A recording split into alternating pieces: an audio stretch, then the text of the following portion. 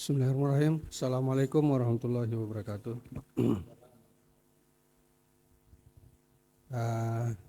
Pada Promopendos dipersilahkan memasuki ruang ujian.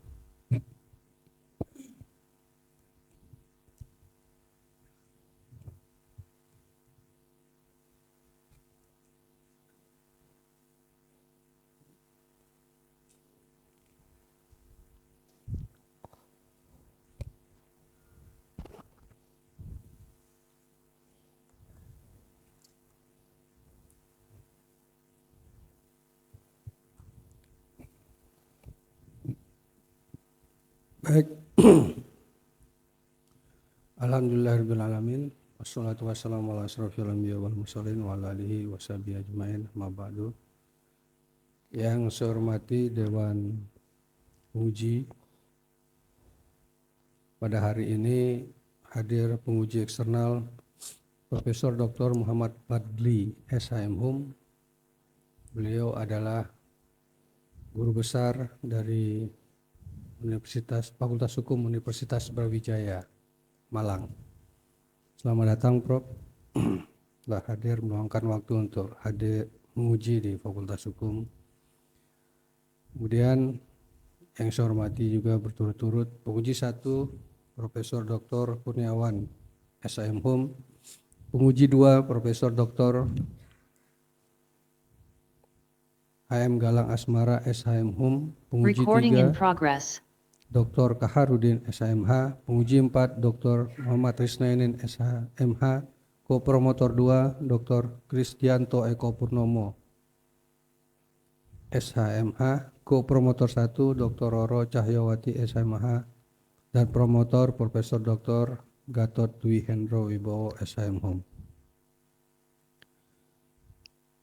Yang saya hormati juga para hadirin, dan saya mohon untuk menjaga ketenangan selama proses ujian terbuka berlangsung. Saudara Ahmad Nur Alam, sebelum saya membuka ujian terbuka disertasi, saya akan bertanya 2 hal. Apakah saudara sehat jasmani dan rohani untuk melaksanakan ujian hari ini? Alhamdulillah sehat. Apakah saudara siap untuk melaksanakan ujian? Insyaallah siap. Baik, setelah mengetahui bahwa saudara dalam keadaan sehat jasmani dan rohani dan siap untuk melaksanakan ujian, dengan mengucapkan Bismillahirrahmanirrahim, ujian terbuka disertasi saya nyatakan dibuka.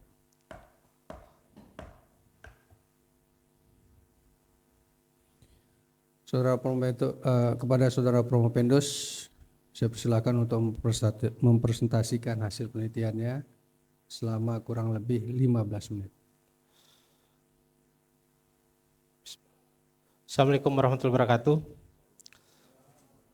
Alhamdulillahirrabbilalamin. Puji syukur kita panjatkan kepada Tuhan Yang Maha Kuasa, dan salawat serta salam kepada Nabi besar Muhammad SAW. Majelis penguji ujian terbuka disertasi tahun akademik 2024-2025 yang saya muliakan, yang mulia yang amat sangat terpelajar Dr. Lalu Wira Priya Suhartana SHMH, yang mulia yang amat sangat terpelajar Profesor Dr. Haji Gatot Dwi Wibowo SHMH MHum, yang mulia yang amat sangat terpelajar Dr. Roro Cahyawati SHMH, yang mulia yang amat sangat terpelajar Dr. Kristianto Eko Purnomo SHMH, yang mulia yang amat sangat terpelajar Profesor Dr. Muhammad Fadli SHM Hum, yang mulia yang amat sangat terpelajar Profesor Dr. Kurniawan SHM Hum, yang mulia yang amat sangat terpelajar Profesor Dr. Haji Muhammad Galang Asmara SHM Hum, yang mulia yang amat sangat terpelajar Dr. Haji Kaharudin SHMH, dan yang mulia yang amat sangat terpelajar Dr. Muhammad Risnain SHMH. Para hadirin sekalian yang saya banggakan,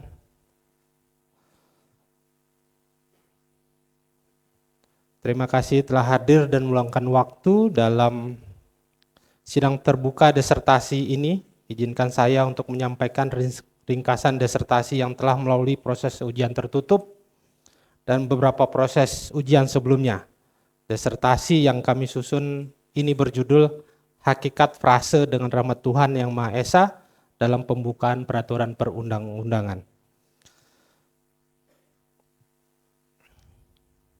Selama 20 tahun masa kerja saya di pemerintahan, saya lebih banyak berada di urusan hukum dan perundang-undangan, baik level kabupaten kota maupun level provinsi. Ketika kita menyusun perda, pergub, serta produk hukum lainnya, kami sering melihat, memperhatikan, dan membaca produk-produk hukum tersebut sehingga ketertarikan kami untuk menyusun disertasi doktoral di bidang perundang-undangan. Latar belakang disertasi yang kami susun adalah sebagai berikut: problematika filosofis yang kami amati, kami lihat adalah Pancasila yang sering katakan sebagai ideologi negara, sekaligus dasar negara. Pancasila sudah seharusnya menjiwai semua produk hukum peraturan perundang-undangan. Dalam semua peraturan perundang-undangan, frase ketuhanan yang Maha Esa sebagai syarat formal bila tidak terdapat maka akan cacat secara hukum. Tetapi apakah semua peraturan perundang-undangan secara substansial mempunyai semangat yang sama dengan frase ketuhanan yang Maha Esa sebagai pengejawantahan Pancasila? Problematis sosiologis yang kita akan lihat bahwa sejak reformasi banyak sekali nilai-nilai, banyak sekali penilaian bahwa peraturan yang tidak sesuai dengan Pancasila dan gugatan ke MK menunjukkan bahwa masyarakat tidak percaya lagi dengan produk hukum yang dibentuk oleh pemerintah maupun DPR, sehingga harus menguji dengan Undang-Undang Dasar Negara Republik Indonesia tahun 1945 dan Pancasila, yuridis ketatanegaraan. Problem yuridis frase ketuhanan yang Maha Esa harus menjadi penanda bahwa suatu peraturan perundang-undangan harus menjadikan Pancasila yuridis ketatanegaraan sebagai rujukan tertinggi. Tetapi pembatalan peraturan perundang-undangan di MK maupun judicial review yang diajukan adalah konfirmasi bahwa pembuat peraturan perundang-undangan tidak selalu merujuk ke ground norm tersebut. Dari permasalahan tersebut di atas, kami merumuskan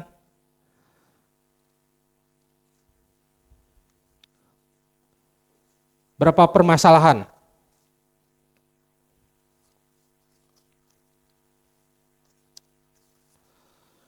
Rumusan masalah yang menjadi bagian terpenting dari disertasi ini adalah apa hakikat dari frase dengan rahmat Tuhan yang Maha Esa dalam peraturan perundang-undangan. 2. Apa korelasi frase dengan rahmat Tuhan yang Maha Esa dengan Pancasila?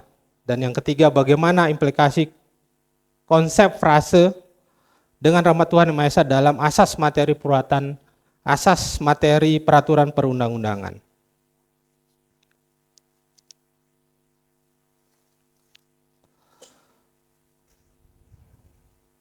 Peserta sekalian dan majelis penguji yang saya muliakan. Pancasila sebagai norma tertinggi dan landasan hukum nasional yang tercantum dalam pembukaan Undang-Undang Dasar 1945 dan menjadi dasar dari seluruh pembentukan peraturan perundang-undangan di Indonesia. Seluruh sistem hukum nasional harus mengarah kepada nilai ideal yang terkandung dalam Pancasila dan Undang-Undang Dasar 1945. Sebagaimana diatur dalam Undang-Undang Nomor 12 Tahun 2011, setiap regulasi dari tingkatan pusat hingga daerah wajib mengandung nilai-nilai Pancasila agar tidak cacat secara formal maupun substansi, termasuk pencantuman frase dengan rahmat Tuhan yang Maha Esa sebagai simbol keterikatan spiritual dan moral pembentukan hukum terhadap Tuhan dan rakyat. Makna yuridis dengan frase dengan rahmat Tuhan yang Maha Esa. Frase ini mencerminkan internalisasi nilai ketuhanan dalam sistem hukum Indonesia. Berakar dari sejarah penggunaan sejak tahun 1966 frase ini digunakan. Penempatan frase tersebut di awal peraturan perundang-undangan memiliki makna secara teologis, moral, dan yuridis sebagai pengejawantahan sila pertama Pancasila. yaitu ketuhanan yang Maha Esa. Ketidakhadiran frase ini dianggap melemahkan legitimasi hukum suatu produk hukum dan bertentangan dengan asas hukum yang dimukan oleh ahli seperti Hamid S. Atamimi dan Maria Farida, yang menegaskan pentingnya asas negara hukum dan konstitusionalitas dalam proses legislasi. Implikasi sistem terhadap cita hukum Pancasila. Dengan tercantumnya frasa tersebut, nilai Pancasila berubah menjadi norma, lalu menjadi norma hukum. Ketika dia masuk dalam peraturan perundang-undangan, maka dia menjadi sistematis, menyeluruh, konkret, dan fundamental, serta fungsional dalam sistem peraturan perundang-undangan nasional. Frase ini memperkuat posisi Pancasila sebagai ideologi dan cita hukum bangsa, yang ketika kita uji melalui mekanisme di MK maupun MA, maka kuatlah peraturan perundang-undangan tersebut memiliki nilai pengejawantahan dari Pancasila. Argumen yang menyatakan frase ini sebagai alat legitimasi kelompok tertentu telah terbantahkan oleh penelitian, karena frase tersebut merupakan refleksi nilai luhur bangsa yang bersifat universal dan konstitusional. Frase dengan rahmat Tuhan yang Maha Esa menjadikan sistem peraturan perundang-undangan di Indonesia menjadi terwujud dalam cita hukum Pancasila. Nilai Pancasila bertransformasi dalam norma dan dijabarkan menjadi norma hukum dalam Undang-Undang Nomor 12 Tahun 2011 tentang pembentukan peraturan perundang-undangan. Dengan perubahan Pancasila dari nilai menjadi norma dan selanjutnya menjadi norma hukum dalam frase dengan rahmat Tuhan yang Maha Esa, maka cita hukum Pancasila menjadi sistematis, menyeluruh, konkret, dan fundamental serta fungsional. Disertasi ini membantah penelitian menyatakan bahwa frase dengan rahmat Tuhan yang Maha Esa merupakan suatu legalitas peraturan perundangan yang tetap dilaksanakan tanpa melihat realita dalam masyarakat dan diolah menjadi fakta hukum sesuai keilmuan hukum. Dan dalam disertasi ini, penelitian tersebut terbantahkan bahwa sebenarnya frase dengan rahmat Tuhan yang Maha Esa tidak memberikan legitimasi kelompok tertentu dalam bangsa Indonesia ini untuk mengklaim bahwa negara ini adalah milik suatu kelompok atau golongan saja.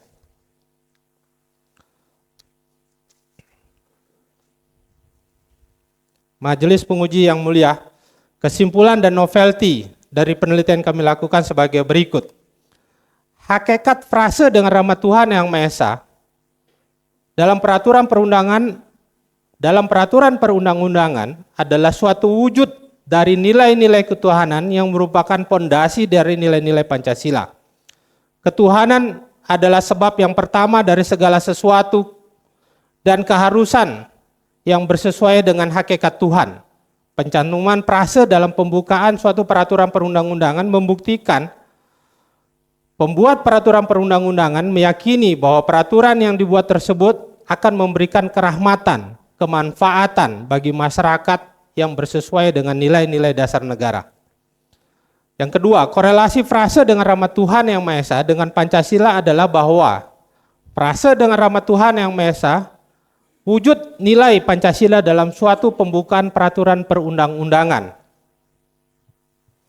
Frase tersebut merupakan konkretisasi norma Pancasila yang merupakan norma dasar negara yang termaktub dalam pembukaan Undang-Undang Dasar 1945. Dan frase dengan rahmat Tuhan yang Maha Esa merupakan penuntun bagi terciptanya cita hukum Pancasila dalam sistem hukum nasional Indonesia. Implikasi frase dengan rahmat Tuhan yang Maha Esa harus dijabarkan dalam materi muatan peraturan perundang-undangan nomor Undang-Undang Nomor 12 Tahun 2011 tentang pembentukan peraturan perundang-undangan, khususnya dalam pasal 2 dan pasal 6. Karena frase dengan rahmat Tuhan yang Maha Esa adalah nilai yang merupakan penjelmaan dari Pancasila, cita hukum Pancasila, sehingga harus menjadi norma dalam Undang-Undang Nomor 12 Tahun 2011 tentang peraturan perundang-undangan.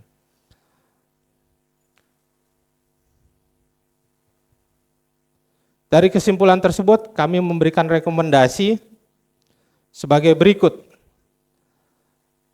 Pertama, melihat urgensinya Pancasila sebagai stat fundamental norm, ground norm, filosofi groundslash, ideologi bangsa dan sebagai sumber dari segala sumber hukum, hendaknya semua fakultas hukum se-Indonesia menyusun dan merevisi mata kuliah peraturan perundang-undangan dengan menambah materi terkait keharusan nilai-nilai Pancasila tertuang dalam produk hukum perundang-undangan yang mana berisikan norma-norma dan nilai-nilai Pancasila yang harus diletakkan dalam produk hukum.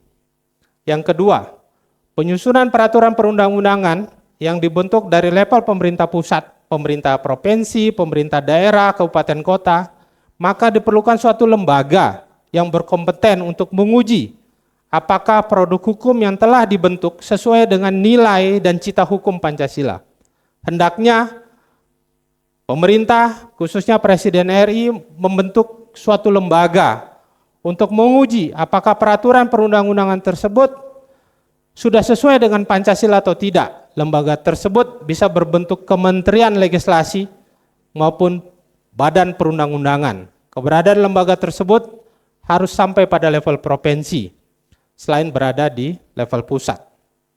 Yang ketiga, hendaknya DPR RI melakukan perubahan terhadap Undang-Undang Nomor 12 Tahun 2011 tentang pembentukan peraturan perundang-undangan, khususnya di pasal 6 ayat 1 dengan memasukkan asas ketuhanan sebagai asas pembentukan peraturan perundang-undangan. Dalam pasal 2 menyebutkan bahwa Pancasila merupakan sumber dari segala sumber hukum negara. Pancasila merupakan segala sumber hukum negara, dan dalam penjelasannya disebutkan penempatan Pancasila sebagai sumber dari segala sumber hukum adalah sesuai dengan pembukaan Undang-Undang Dasar Negara Republik Indonesia tahun 1945 alinea keempat, yaitu ketuhanan yang Maha Esa, kemanusiaan yang adil dan beradab, persatuan Indonesia dan kerakyatan yang dipimpin oleh hikmat kebijaksanaan dalam permusyawaratan perwakilan dan keadilan sosial bagi seluruh rakyat Indonesia.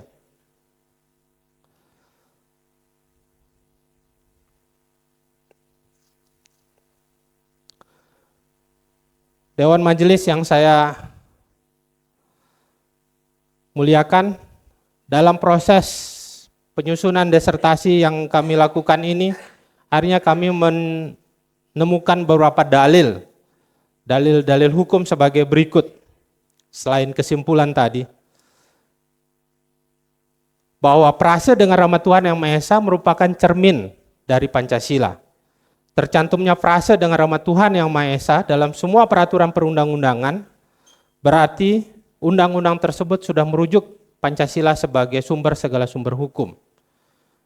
Frase dengan rahmat Tuhan yang Maha Esa merupakan komitmen bagi pembuat peraturan perundang-undangan bahwa undang-undang yang dia buat memberikan manfaat bagi warga negara. Yang keempat, frase dengan rahmat Tuhan Maha Esa adalah kalimat suci dan kalimat moral yang apabila dilanggar akan mempunyai konsekuensi di hadapan Tuhan yang Maha Esa.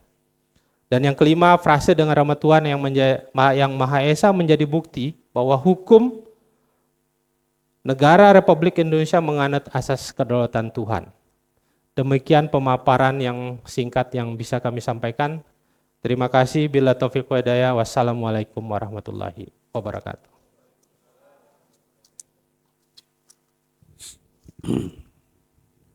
Baik, Saudara Permopendus sudah memaparkan, menyampaikan secara sistematik hasil penelitiannya. Ya, boleh minum dulu.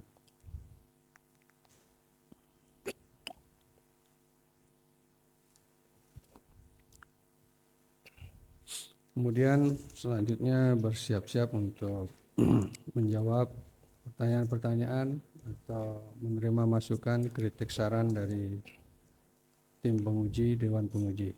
Pertama, saya persilakan kepada Profesor Dr. Muhammad Fadli, SHM.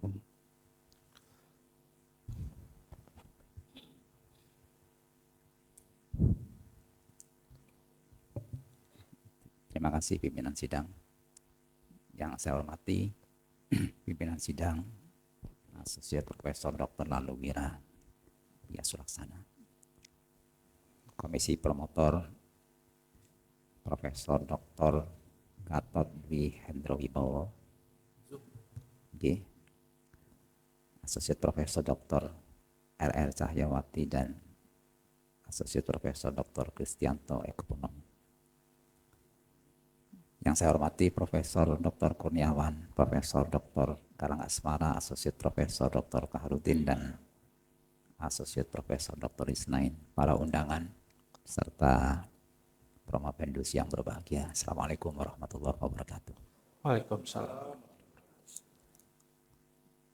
Dari Malang saya datang ke sini tertarik dengan ide judul ini, disertasi saudara Ahmad Nur Alam. Pagi tadi saya chatting dengan teman di Jakarta, seorang dokter. Saya bilang kepadanya, Mas, idenya unik, menarik, penting, tapi sering dilewatkan. Komennya cuma satu kata, ngeri. Dia komen satu kata, ngeri.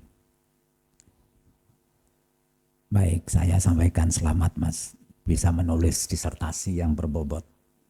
Tebalnya 416 halaman. Kalau saya masukkan tas, bisa langsung putus tas saya.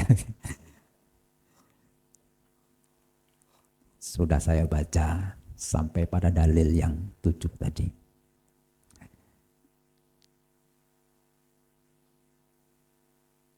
Yang pertama, ini sekedar guyonan ya, tapi penting Mas. Kesimpulan, di dalam kesimpulan dan dalil. Kesimpulan nomor 2, ada kata-kata frasa tersebut merupakan konkretisasi norma Pancasila, ya. Gitu Mas ya, betul Mas Nur Alam? Ya. Terus di dalil nomor 1, bisa dicek di dalil nomor 1, ada kata-kata cerminan Pancasila. Coba bisa dijelaskan Mas Nur Alam. Terima kasih yang mulia, yang amat sangat terpelajar Profesor Fadli. Memang ketika kita menyusun disertasi ini, saya sebenarnya tidak yakin bisa menyelesaikan juga. Karena sesuatu pertanyaan yang ada di dalam benak kita, kenapa frase ini harus ada? Dan sering kita melihat bahwa dalam bagan hierarki peraturan perundang-undangan, itu undang-undang dasar berada di level tertinggi. Dan ketika kita melihat bahwa Pancasila ini ada di dalam pembukaan peraturan perundang-undangan, sudah seharusnya semua peraturan perundang-undangan ini harus merujuk ke Pancasila. Dan dengan tercantumnya frase ini, maka dalil yang mengatakan bahwa Pancasila sudah menjadi konkret dan masuk dan sudah sesuai dengan hierarki peraturan perundang-undangan sudah terbukti melalui disertasi ini. Sehingga Pancasila itu masuk ke dalam semua peraturan perundang-undangan dalam sistem hukum Indonesia melalui frase dengan rahmat Tuhan yang Maha Kuasa ini. Dengan frase dengan rahmat Tuhan yang Maha Esa ini. Sehingga konkretisasi itu terwujud ketika warga negara, ketika penduduk melihat suatu peraturan perundang-undangan, dia akan menjadi yakin dan tenang bahwa peraturan perundang-undangan yang dia akan ikuti dengan penegakan hukum sudah sesuai dengan Pancasila yang menjadi ideologi negara. Di mana Pancasila itu sudah menjamin, kalau Hatta mengatakan bahwa sila pertama adalah rujukan moral, dan sila kedua, ketiga, keempat, dan kelima adalah rujukan fungsional. Sehingga ketika undang-undang itu dengan frase ini tercantum, maka konkretisasi Pancasila sudah tercermin di dalam suatu peraturan perundang-undangan. Demikian yang mulia yang amat sangat terpelajar. Baik, yang kedua, apakah kalimatnya atau frasenya memang harus dengan rahmat Tuhan yang Maha Esa, atau enggak cukup saja dengan rahmat Tuhan gitu? Silakan. Terima kasih. Frase dengan rahmat Tuhan yang Maha Esa kita juga jumpai dalam putusan pengadilan. yang mana putusan pengadilan itu di dalam kop putusan itu terdapat ira-ira dengan berbunyi demi keadilan berdasarkan ketuhanan yang Maha Esa. Dan Pancasila, sila pertama sudah mencantumkan ketuhanan yang Maha Esa. Dan itu merupakan perjalanan panjang dari sejarah bangsa ini, di mana kita akan mengetahui proses pembentukan negara kita oleh founding father kita. Salah satu yang menjadi momentum adalah Piagam Jakarta, yang mana Piagam Jakarta itu terdapat proses yang ketika akan disetujui itu terjadi kompromi secara nasional bahwa negara ini dibentuk atas dasar mengakomodir semua golongan dan masyarakat yang ada. Sehingga norma dalam Piagam Jakarta yang menyatakan adalah ketuhanan dengan kewajiban menjalankan syariat Islam bagi pemeluknya diganti dengan ketuhanan yang Maha Esa. Sehingga korelasi antara ketuhanan yang Maha Esa dengan frase dengan rahmat ketuhanan yang Maha Esa, kami menilai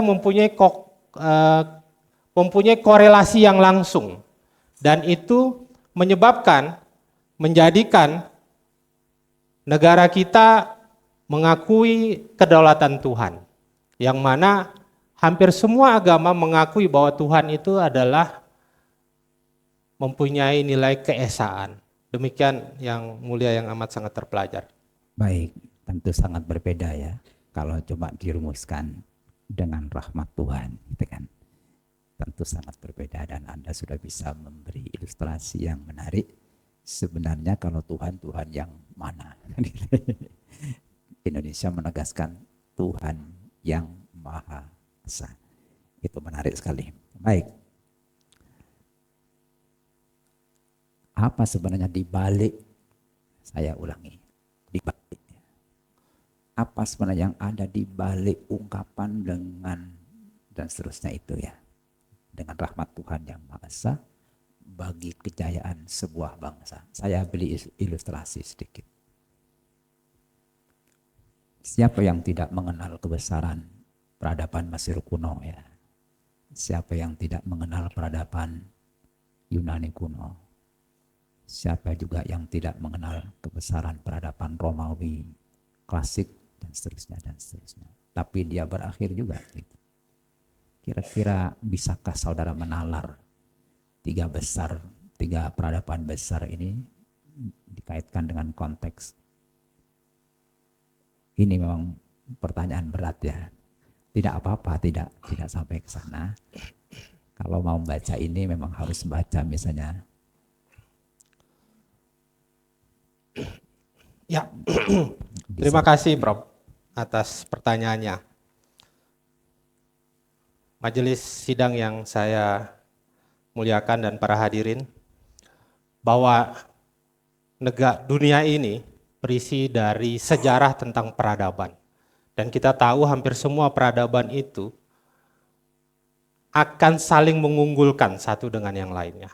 Dan kemajuan suatu peradaban itu sangat ditentukan oleh masyarakatnya dan orang-orang yang mengatur masyarakatnya.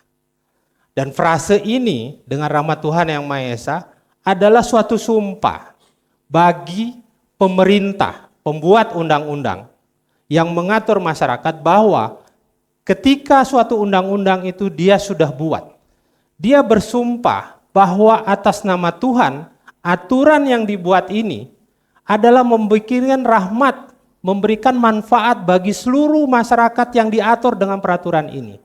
Sehingga ketika nilai keadilan itu bisa diwujudkan menjadi wakil Tuhan dalam mengatur masyarakat, maka pembuat peraturan undang-undangan itu sudah menjalankan nilai-nilai profetik dia Bagaimana dia mengatur masyarakat ini sehingga masyarakat itu mempunyai nilai yang berkembang sehingga mereka mempunyai kesejahteraan, memiliki nilai keadilan yang diterapkan.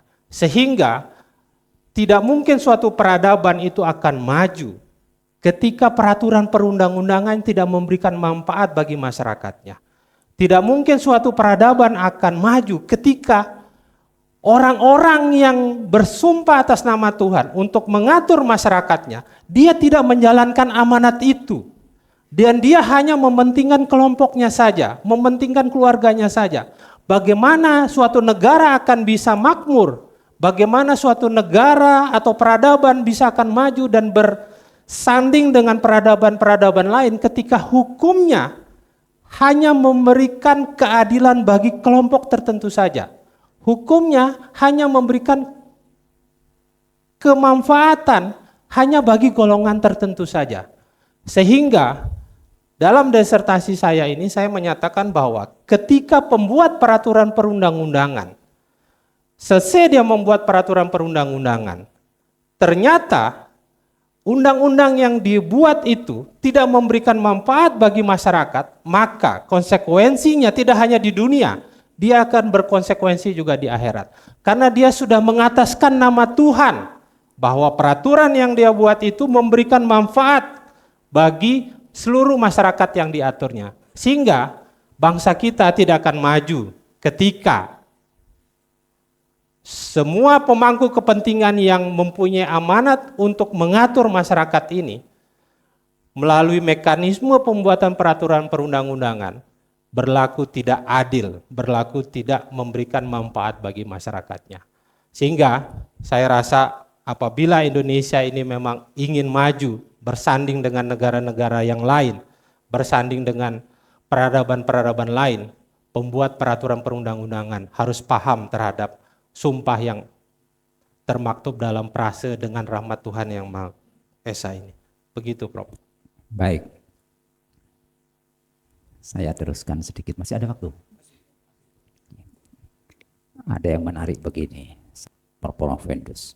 Bangsa-bangsa besar yang jatuh itu adalah ketika dia sampai pada satu titik, intelektualitasnya berkembang, tetapi dia lupa pada religiusitasnya. Saya baca tulisan para ahli begitu, terutama para ahli tentang kebudayaan dan filsafat. Yang sangat religius, mengakui dewa-dewa besar, terakhir dia lupakan. Romawi juga begitu ya. Akhirnya juga digulung.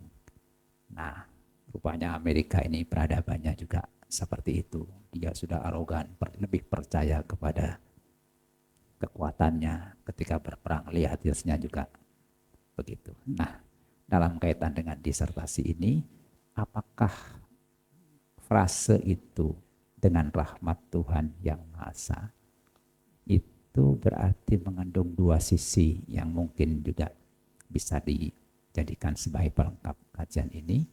Yang Anda tulis sebenarnya cuma belum dieksplisitkan kata-katanya. Satu, sebagai pengingat. Yang kedua, sebagai pengedukasi. Anda sudah menulis itu, cuma menegaskan saja. Itu akan lebih matang, sehingga nanti dalilnya dan kesimpulannya matching dengan itu. Komen saudara seperti apa? Silakan. Siap. Terima kasih yang mulia yang amat sangat terpelajar. Tuhan memberikan kelebihan kepada manusia itu adalah kemampuan untuk berpikir secara merdeka. Dan kemampuan berpikir untuk memilih sesuatu tindakan itu diyakini kebebasannya. Bahkan Tuhan itu memberikan dalilnya bahwa tidak ada paksaan terhadap manusia untuk memilih agamanya. Walaupun Tuhan sudah menurunkan agama itu kepada manusia, tapi dia memberikan pernyataan bahwa tidak ada paksaan. Nah, ada dua kutub. Pertama adalah kebebasan kita untuk berpikir. Yang kedua, tapi Tuhan memberikan kita pengingat seperti yang Profesor masukkan. Nah, kalau dalam tradisi demokrasi itu akan timbul ketika ada check and balance. Nah, frase ini harusnya bisa menjadi cara untuk membalancing, menyamaratakan, dan meng-cross-check apa perbuatan-perbuatan yang kita sudah lakukan, sehingga kita tidak melakukan perbuatan secara bebas ketika kita menjadi seorang pembuat peraturan perundang-undangan, yang mana bahwa peraturan yang kita buat tuh semaunya kita, sehingga dia tidak berpikir bahwa ada konsekuensi logis nantinya ketika peraturan perundang-undangan yang dibuat itu tidak memberikan manfaat. Nah, kita harus bersyukur bahwa negara kita ini mengakui kedaulatan Tuhan. Di dalam konstitusinya, kedaulatan Tuhan itu sudah diakui. Sebagaimana dalam proklamasi kita, atas berkat rahmat Tuhan, bahwa bangsa Indonesia ini merdeka. Sudah seharusnya memang nilai-nilai ketuhanan itu tidak boleh lepas dalam sendi-sendi kita bernegara. Karena segala sesuatu itu sifatnya sementara. Kita menjadi presiden hanya diberi kesempatan 5 tahun dan dapat dipilih untuk 1 periode kembali. Artinya kita ketika meninggalkan sesuatu itu akan dikenang oleh generasi berikutnya. Sehingga jangan sampai sesuatu yang kita buat itu akan memberikan mudarat bagi generasi yang berikutnya. Dan saya sangat setuju apa yang disampaikan Profesor bahwa nilai-nilai ketuhanan seharusnya menjadi pengingat bagi kita. Bahwa kita sifatnya sementara, tidak ada sesuatu yang sifatnya permanen, sehingga apapun yang kita lakukan itu harus memiliki kemampuan untuk kita, apa yang kita lakukan itu kita harus sadar bahwa yang kita lakukan itu sifatnya sementara dan ada konsekuensi berikutnya, tidak hanya di dunia tapi juga di akhirat. Demikian Profesor. Orang ilmuwan yang menulis di sebuah buku, konon ini dari Max Planck, ya ditulis, mungkin beliau sangat imajinatif gitu ya. Siapapun yang punya rasa takjub dilarang masuk. Jadi kata beliau seperti itu ya. Tulisan saudara dengan frase dengan rahmat Tuhan yang Maha Esa ini sudah berkali-kali ditulis. Tapi siapa sih yang punya kesadaran tentang itu? Saya menghargai ide saudara yang menurut saya unik, dan saya beberapa kali, 3 kali nguji di sini, selalu menemukan keunikan ini. Saya berharap terus dikembangkan keunikan-keunikan seperti ini di Undam. Ini spesial ya bagi saya. Saya sampaikan selamat kepada komisi promotor yang sudah bisa, seorang pejabat ya, seorang birokrat bisa seperti ini. Ada kata-kata Einstein-nya yang if you can explain it simply, you don't understand it well enough. Jadi kalau seseorang tidak bisa menjabarkan itu dengan simple, sederhana, berarti dia nggak cukup memahami. Tapi kalau sudah bisa menjabarkan itu dengan baik, berarti Anda well enough, Anda sangat memahami persoalan ini. Terima kasih. Selamat promovendus kandidat Dr. Ahmad Nur Alam. Saya ikut berbangga, sedikit-sedikit dicerna ulang. Tipu itu manusiawi, tapi diperbaiki kembali ya. Diperbaiki, jangan berhenti untuk belajar agar supaya ke depan semakin baik. Terima kasih pimpinan sidang. Assalamualaikum warahmatullahi wabarakatuh. Waalaikumsalam. Terima kasih Profesor Dr. Muhammad Fadli.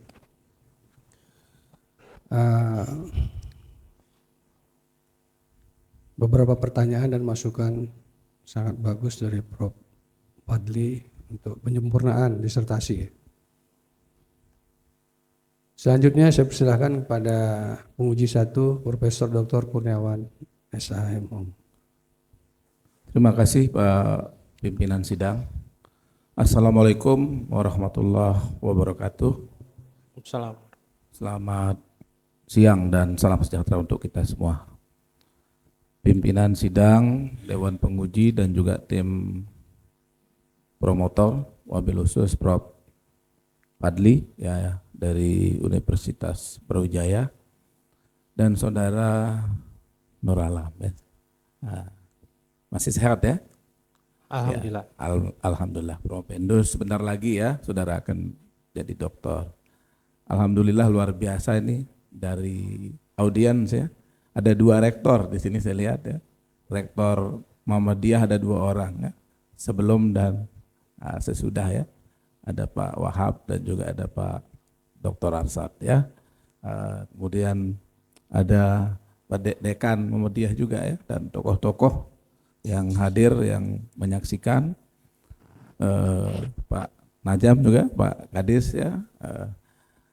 Jadi Pak Promopendus, Saudara Promopendus, ini adalah kesempatan saudara ya, ini panggung saudara untuk menyampaikan ide-ide gagasan ya. Seperti tadi saya malah berpikir gitu yang disampaikan oleh Prof. Fadli. Kenapa saudara tidak mengusulkan cukup sampai kata Tuhan? Begitu ya. Kenapa? Karena Tuhan kan bukan hanya Maha Esa, tapi masih banyak maha-mahanya yang lain kan begitu. Akan menarik justru itu yang di apa namanya? Saudara bisa sampaikan ya, menjadi ide yang sangat cemerlang. Nah, di kesempatan saya ini saya sedikit ingin menyampaikan bahwa tadi sudah saudara sampaikan juga bahwa religiusnya Indonesia ini kita lihat mulai dari pembukaan Undang-Undang Dasar ya, atas berkat rahmat Allah di situ, kemudian semua putusan pengadilan, bahkan putusan pengadilan ini apabila lupa maka putusannya batal demi hukum ya, maka batal demi hukum. Nah baru kemudian, hanya ini cukup berbeda yang ketiga ini ya. Kenapa? Karena justru banyak sekali terjadi pelanggaran-pelanggaran baik di dalam pembuatan maupun di dalam pembatalan. Sehingga saya coba berpikir terbalik, Saudara Promopendus. Pikiran saya begini, kurang lebih 3 minggu yang lalu saya membaca sebuah hasil penelitian di mana orang Indonesia atau Indonesia ini menjadi juara di antara 10 negara atau di dunia ya, 10 besar. Juaranya adalah juara dalam berdoa. Yang menarik. Jadi setiap hari orang Indonesia itu berdoanya hampir 95%. Orang Indonesia itu berdoa. Kemudian nomor urut 2 itu adalah negara Kenya 84%.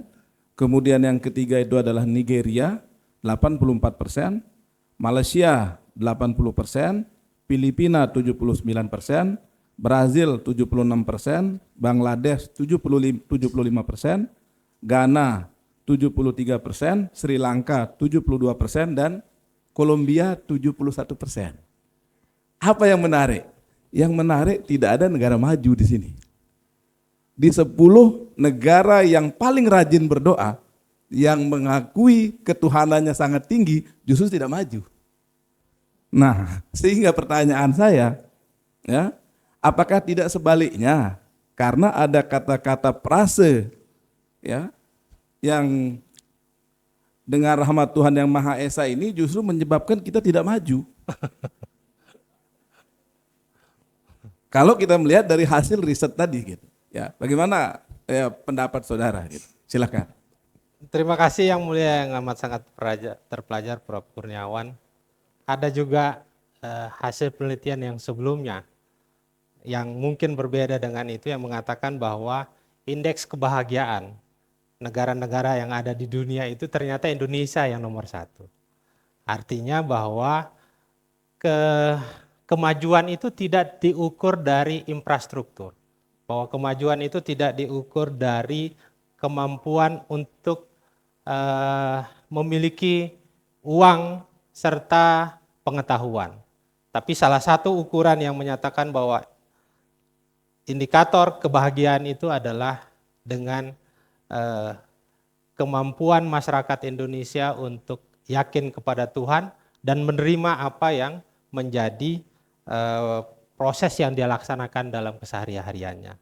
Nah, ini juga mungkin bisa membantah apa yang menjadi pernyataan Profesor Kurniawan bahwa ketika kita mengukur sesuatu mungkin dengan sebab-sebab dan indikator berbeda, maka hasilnya juga akan berbeda. Dan kita tahu bahwa tingkat tertinggi dari bunuh diri itu adalah negara Jepang. Bahkan kita tahu negara Jepang itu sangat maju, sangat bersih, tapi tingkat kepasrahan kepada Tuhannya juga sangat rendah. Sehingga nilai jumlah bunuh dirinya juga sangat tinggi. Nah, apa yang menjadi masalah terkait dengan nilai spiritualitas yang tercantum di dalam konstitusi kita, khususnya di dalam peraturan perundang-undangan, saya menilai karena kemampuan para pejabatnya, kemampuan para pengambil keputusannya, proses rekrutmen politiknya itu tidak cukup berkualitas. Sehingga ketika dia naik menjadi seorang pengambil suatu keputusan untuk masyarakat kita, kita tidak melihat rekam jejaknya yang cukup capable. Kita tahu bagaimana Indonesia pasca reformasi sangat tenang, karena hampir semua rekrutmen pemimpinnya jelas. Dan sistem rekrutmen juga menghasilkan kepala pimpinan-pimpinan lembaga negara itu sangat berkualitas. Bagaimana kita tahu Prof. Bagirmanan menjadi ketua MA, bagaimana presiden kita pada saat itu adalah seorang doktor. Nah, itu mungkin menjadi salah satu indikator kenapa kita belum keluar dari keterpurukan bangsa ini. Sehingga menurut saya yang harus kita yakini adalah memperbaiki pendidikan kita. Memperbaiki pendidikan hukum kita. Karena hampir banyak sekali lembaga-lembaga negara kita yang mengharuskan seorang sarjana hukum menjadi pimpinannya. Dan kita tahu di DPR dan senator di Amerika hampir 60% itu adalah seorang sarjana hukum. Jadi kita harus terus memperbaiki sistem pendidikan kita, memperbaiki sistem rekrutmen kita dalam jabatan-jabatan tertentu sehingga kita berharap ke depannya Indonesia lebih maju. Terima kasih Profesor. Sebagai masukan terakhir, saya melihat memang mungkin ya para pelakunya ya. Karena Bapak Ibu, kalau ini saya belum pernah ke sana tapi saya membaca di gerbang ya. Gerbang Harvard University di Amerika ya. Itu adalah hukum terbaik saat ini, sekolah hukum terbaik. Justru dia di gerbangnya itu menulis surat An-Nisa ayat 135 ya. Di gerbangnya Harvard University yang menyatakan bahwa hai orang-orang yang beriman, jadilah kamu penegak keadilan, menjadi saksi karena Allah. Ya. Jadi artinya sebenarnya mereka apa yang kita punya justru mereka bukan negara Islam tapi melaksanakan. Tapi kita yang orang Islam justru belum melaksanakan dengan baik. Saya kira mungkin itu yang perlu Terima ditambahkan. kasih. Terima kasih Pak Dekan. Assalamualaikum warahmatullahi wabarakatuh. Waalaikumsalam. Terima kasih Prof. Kurniawan. Selanjutnya saya persilakan kepada penguji 2 Profesor Dr. H.M. Galang Asmara. Terima kasih Bapak Pimpinan Sidang yang sekaligus juga Dekan Fakultas Hukum, Ilmu Sosial dan Politik Universitas Mataram. Assalamualaikum warahmatullahi wabarakatuh. Waalaikumsalam warahmatullahi wabarakatuh. Alhamdulillah pada kesempatan ini kita bersama-sama hadir di dalam acara yang sangat berkesan bagi kita semua, yaitu ujian terbuka dari Saudara Ahmad Nur Alam. Saya sendiri sudah banyak berdiskusi dengan Nur Alam, mulai dari ujian proposalnya dulu, seminar hasil dan juga ujian tertutup ya, sehingga sudah banyak mengetahui tentang apa yang menjadi isi disertasi ini. Namun ada yang belum saya tanyakan, yang dalam diri saya sebetulnya ini perlu ada pencerahan dari saudara Promovindus ya. Namun sebelum saya menyampaikan pertanyaan ini, ada 3 ya banyaknya. Saya tentu ingin mengucapkan selamat kepada saudara yang insya Allah dalam beberapa menit lagi akan dinyatakan sebagai doktor dalam bidang ilmu hukum. Dan selamat juga kepada instansi Promovindus, juga kepada semua koleha yang saya lihat banyak hadir di ruangan ini, termasuk mantan rektor Universitas Muhammadiyah, kepala suku di Bima ya. Sekarang rektor juga ya, rektor. Jadi 2 kali rektor di tempat yang berbeda. Baik, Pak Nur Alam, tadi saya mendengar gitu bahwa setiap peraturan perundang-undangan itu harus mencantumkan frase dengan rahmat Tuhan Yang Maha Esa. Begitu ya? Siap. Setiap peraturan perundang-undangan ya. Baik.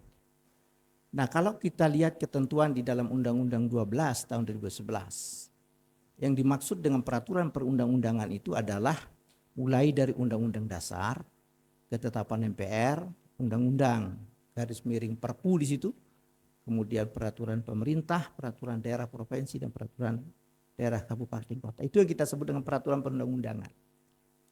Saya melihat mulai dari ketetapan MPR sampai dengan peraturan daerah itu memang mencantumkan frase dengan rahmat Tuhan Yang Maha Esa. Tetapi Undang-Undang Dasar sendiri yang menjadi dasar dari peraturan yang ada di bawahnya itu tidak mencantumkan frase dengan rahmat Tuhan Yang Maha Esa. Ini saya mohon penjelasan kenapa Undang-Undang Dasar yang sebenarnya menjadi dasar, termasuk dasar untuk menetapkan bahwa irah-irah peraturan perundang-undangan itu harus mencantumkan dengan rahmat Tuhan Yang Maha Esa. Tapi Undang-Undang Dasar sendiri yang menjadi dasar peraturan perundang-undangan di negara ini tidak mencantumkan frase dengan rahmat Tuhan. Jadi ada kejanggalan yang saya lihat di sini. Dia menyuruh melakukan ini misalnya, tetapi dia sendiri tidak. Gimana ini jawabannya nih Pak? Terima kasih Yang Mulia yang amat sangat terpelajar, Profesor. Mungkin jangan Yang Mulia karena hakim yang dipanggil Yang Mulia. Mungkin. Yang terhormat yang amat sangat terpelajar, Ya. Profesor Galang Asmara. Secara historis, frase ini baru digunakan pada tahun 1966 pada saat transisi dari Orde Lama kepada Orde Baru. Jadi secara historisitas kami meneliti dan menganalisis bahwa ada proses penguatan dari nilai-nilai Orde Lama yang ingin ditinggalkan dengan konsep nasakomnya kepada Pancasila, yang dimana itu dikonstruksikanlah dia menjadi frase ini pada tahun 1966. Nah, selanjutnya dalam prosesnya frase ini terus digunakan sampailah dia masuk ke dalam penjelasan dari Undang-Undang Nomor 12 Tahun 2011. Kembali ke pertanyaan Profesor, kenapa di dalam Undang-Undang Dasar tidak dicantumkan? Karena menurut kami Undang-Undang Dasar itu adalah gronomnya. Dan pengejawantahannya itu adalah melalui peraturan perundang-undangan yang lebih bawah. Sehingga ideologi, cita-cita itu dia bersifatnya nilai dan norma. Sehingga nilai dan norma serta ideologi itu berada di dalam Undang-Undang Dasar 1945. Dan kita tahu bahwa Pancasila ini adanya di dalam pembukaan Undang-Undang Dasar 45 yang tidak boleh kita lakukan perubahan serta amandemen. Nah, ketika kita mengamandemen maka bubarlah negara ini. Dan proses pembentukan sistem peraturan perundang-undangan Indonesia itu sifatnya teknis dan fungsional, itu berada di dalam peraturan perundang-undangan yang sudah ditentukan oleh Undang-Undang Nomor 12 Tahun 2011, yaitu dimulai dari undang-undang sampai dengan peraturan pengganti undang-undang sampai seterusnya ke bawah. Mungkin ini yang dapat kami sampaikan, mohon petunjuk apabila dianggap masih kurang. Ya, kalau menurut saya masih perlu dilengkapi gitu ya. Siap. Dan itu mungkin menjadi sebuah disertasi juga nanti.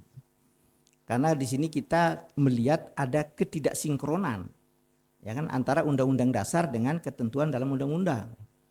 Ya kan? Undang-undang dasar tidak memerintahkan begitu, bahkan dia sendiri tidak ada irah-irahnya seperti itu.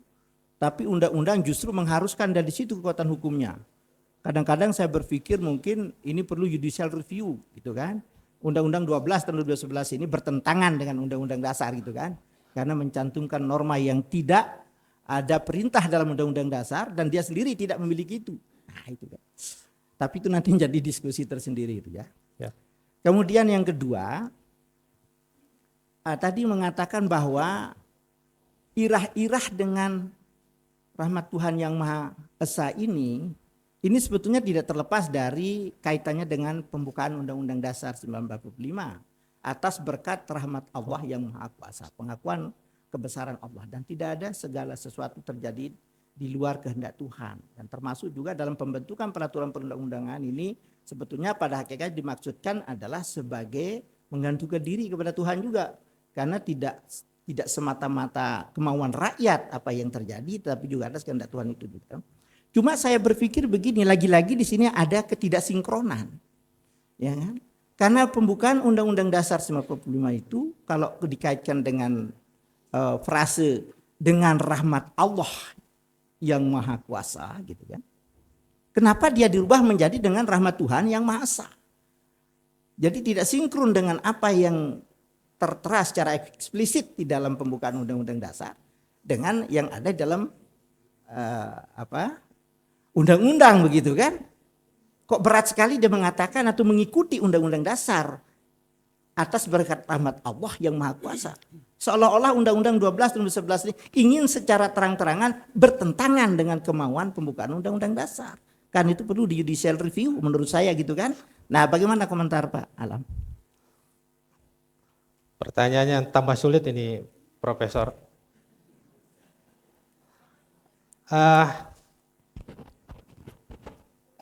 Mohon petunjuk ya bagi petunjuknya lebih berikutnya. Jadi begini Prof, ya, tadi juga menyampaikan apa yang disampaikan oleh Prof Fadil. Kenapa dia tidak menggunakan Tuhan yang Maha Adil? Kenapa menggunakan Tuhan yang Maha Esa? Kalau menurut saya, bahwa ketika kita menggunakan Tuhan yang Maha Esa, itu adalah prospek pengakuan bahwa tidak ada satupun segala makhluk yang menyerupainya. Karena Tuhan itu mengejawantahkan dirinya dan dia adalah sesuatu yang tidak dapat diserupai dan hanya satu dan tidak ada yang lainnya. Nah, kembali lagi kepada yang disampaikan oleh Profesor Galang Asmara terkait kata-kata Tuhan dan kata-kata Allah. Kenapa terjadi pergeseran? Kalau menurut literasi yang kami baca bahwa kata-kata Allah dan kata-kata Tuhan itu tidak berbeda dalam sisi maknanya. Jadi ketika kita mengatakan Allah itu adalah juga berarti Tuhan dalam bahasa Indonesia. Nah, penggunaan kata-kata Tuhan di dalam beberapa produk, misalnya di dalam pembukaan itu menggunakan kata-kata Allah, juga di dalam penjelasan di dalam batang tubuh Undang-Undang Dasar 1945 menggunakan kata-kata Tuhan, itu sebenarnya secara maknawi tidak bertentangan. Nah, sehingga menurut saya tidak bisa kita pertentangkan antara secara maknawi dan secara fungsional antara kata-kata Allah dengan kata-kata Tuhan. Demikian yang Baik. Memang itu ranahnya pada filosofi dan keyakinannya. Walaupun Pak Alam mengatakan bahwa kata Tuhan dan Allah tidak berbeda makna, tapi saya tidak akan pernah sholat mengatakan Tuhan Akbar. Dan terakhir, ini penting juga ya, kaitannya dengan rahmat Tuhan yang Maha Esa di dalam setiap irah-irah itu, khususnya irah-irah undang-undang, di situ mengatakan dengan rahmat Tuhan yang Maha Esa, Presiden Republik Indonesia menimbang. Seolah-olah undang-undang ini adalah kekuasaan presiden semata. Padahal undang-undang itu adalah produk legislatif.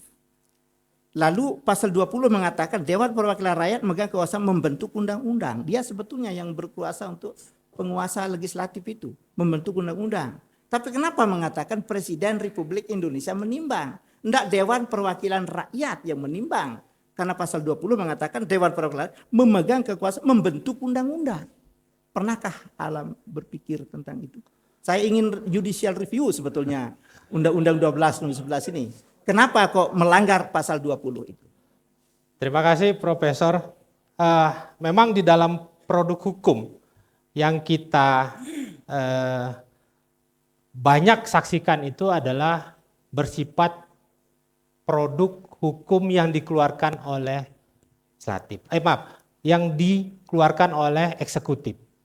Sehingga memang ada terjadi perbedaan. Apakah peraturan perundang-undangan itu yang sudah selesai diberita acarakan oleh yang telah selesai dibahas di legislatif dengan eksekutif, atau peraturan perundang-undangan itu adalah dokumen yang telah ditandatangani oleh presiden atau eksekutif. Nah, memang sampai saat ini dari banyak yang kita lihat dari konvensi ketatanegaraan kita, memang yang tersebar dan dinyatakan sebagai suatu produk hukum adalah produk hukum yang ditandatangani oleh kepala legislatif.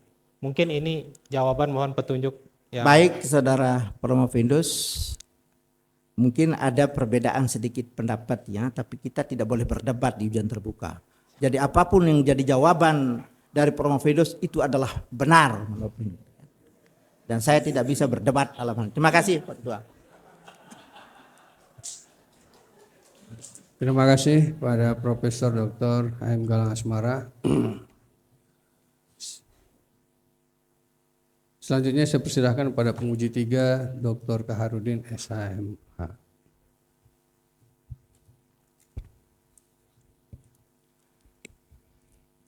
Bismillahirrahmanirrahim. Assalamualaikum warahmatullahi wabarakatuh. Yang saya hormati Bapak Ibu promotor dan penguji, kemudian khusus Pak Prof. Fadli yang saya hormati, kemudian Pak Alam Promovendus yang saya hormati. Insya Allah sebentar lagi akan jadi doktor ya, mudah-mudahan kalau Allah menghendaki Anda akan jadi doktor dalam waktu berapa saat lagi. Bapak Ibu sekalian yang saya hormati, ini menarik ini. Yudul Pak Alam ini konsisten dia. Pada saat dulu sebagai mahasiswa S2, dia juga ambil yang sama dengan ini. Tapi itu lebih rendah. Tapi sekarang lebih dalam. Kaitannya dengan masalah frase dengan rahmat Tuhan yang Maha Esa. Ini menarik ini. Layak untuk dikaji secara mendalam. Saya ingin melanjutkan pertanyaan Pak Galang tadi itu. Frase dengan rahmat Tuhan yang Maha Esa ini memang satu frase yang tidak boleh tidak ada dalam undang-undang. Kalau tidak ada maka undang-undang itu bisa dinyatakan batal. Nah, oleh karena itu banyak tafsir-tafsir yang menafsirkan tentang frase ini.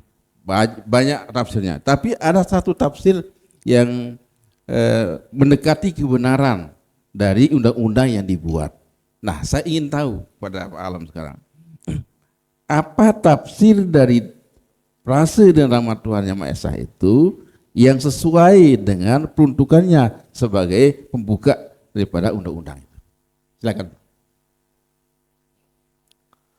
Terima kasih yang terpelajar, yang amat sangat terpelajar, Dr. Kaharudin. Beliau ini adalah penyemangat kami karena dulu samaan kami di S2, samaan juga dari Lombok Barat ketika mau kuliah, dan sekarang beliau menjadi penguji saya. Ini menunjukkan bahwa kualitas beliau lebih tinggi dari saya. Tafsiran dari dengan rahmat Tuhan Yang Maha Esa, artinya dengan rahmat. Dengan berarti sesuatu, rahmat adalah manfaat. Tuhan Yang Maha Esa adalah Tuhan yang memiliki sifat-sifat keesahan. Nah, kami berpendapat bahwa frase ini menjadi karena dia berada di pembuka dari suatu peraturan perundang-undangan. Sehingga harusnya frase ini juga mencerminkan semua isi peraturan perundang-undangan sampai dengan penjelasan. Bahwa seorang pembuat peraturan perundang-undangan, dia menjadi pemberi manfaat. Dia diberikan takdir untuk mengatur manusia dan dia harus memberikan manfaat. Proses pengaturan itu adalah dengan proses pembuatan suatu peraturan perundang-undangan. Dan ketika kita menggunakan kata Tuhan, sekali lagi bahwa kata-kata Allah dan kata Tuhan itu adalah kata yang telah diresap dalam bahasa Indonesia. Sehingga tidak ada perbedaan secara maknawi. Namun memang konsekuensi yang akan terjadi adalah akan timbul perdebatan di dalam masyarakat terkait dengan makna. Apakah Allah ini mewakili golongan tertentu atau kepercayaan tertentu? Tapi ketika kita merujuk kata-kata Allah dalam konstitusi kita, maka itu maknanya juga sama dengan Tuhan Yang Maha Esa. Kembali lagi kepada pertanyaan yang terhormat, yang sangat terpelajar, Dr. Kaharudin. Kami merasa bahwa kami menganggap bahwa dengan rahmat Tuhan Maha Esa itu adalah sesuatu ungkapan yang bahwa dengannya terbentuknya suatu peraturan perundang-undangan haruslah memberi manfaat karena dia berada di menjadi kepala dari suatu peraturan perundang-undangan dan itu harus tercermin ke dalam keseluruhan dari suatu peraturan perundang-undangan. Demikian Pak Dokter, mohon petunjuk lebih lanjut. Baik, jadi seperti Pak Galang bilang tadi, kita boleh berbeda pendapat. Tapi sebenarnya itu ada makna tersendiri yang satu kalimat yang menuju ke undang-undang yang jadi pembukanya. Kemudian yang kedua, tadi Anda di jawaban sebelumnya, dari penguji sebelumnya, Anda menyebut tentang irah-irah kan. Ya, irah-irah itu hampir sama dengan frase ini. Saya ingin tahu sekarang, kenapa hampir sama tapi tidak sama? Apa beda antara irah-irah ini dengan frase ini? Kalau irah-irah ini kan akibatnya tidak, putusan itu batal demi hukum. Sedangkan ini akibatnya adalah putusan undang-undang itu menjadi batal demi hukum. Apa beda antara keduanya? Ya, terima kasih. Dari kesamaan itu bahwa secara formal ketika dua hal ini tidak terdapat di dalam suatu peraturan perundang-undangan dan irah-irah itu di dalam putusan pengadilan tidak terdapat, maka dia batal demi hukum. Nah, yang menjadi kesamaan berikutnya adalah bahwa konstitusi kita, sistem hukum kita mengharuskan seseorang yang ketika dia memutuskan yang merupakan urusan warga negara atas nama negara, atas pemerintah, maka dia harus yakin perbuatan yang dia lakukan itu sudah dia timbang betul-betul.